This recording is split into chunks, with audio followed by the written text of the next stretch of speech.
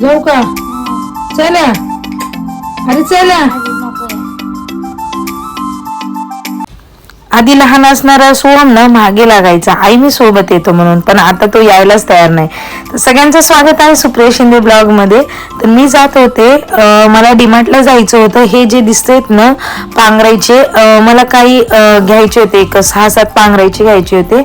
जे आता भैया येत आहेत ना असे ते फुटपाथवर वगैरे विकायला, तर मी त्यांच्याकडे आधी चौकशी केली, कारण मला 5-6 पांघरायची घ्यायची होती. मला त्यांची क्वालिटी थोडीशी कमी वाटली, म्हणून मी आणि ह्यांनी निर्णय घेतला की आपण ना डीमार्ट मध्ये पण एकदा चौकशी करून घेऊया. आणि डीमार्ट मध्ये गेलं, नो डाऊट त्या भैयांपेक्षा डीमार्ट मधले जे पांघरायचे होते खूप छान होते आणि फक्त 200 रुपयाला होते. मी 6 पांघरायचे घेतलेले आहेत. तर परत थंडीच्या दिवसाच्या नंतर ना हे पांघरायचे काही येत नाही. घरी जाता जाता भाजी घेतली. आता सोहम घरी आहे म्हणल्यावर सोहमसाठी खाऊ हा झालाच पाहिजे. मग सोहमसाठी भेळ घेतली, माझ्यासाठी आणि यांच्यासाठी मग मी दहीवडा घेतलेला.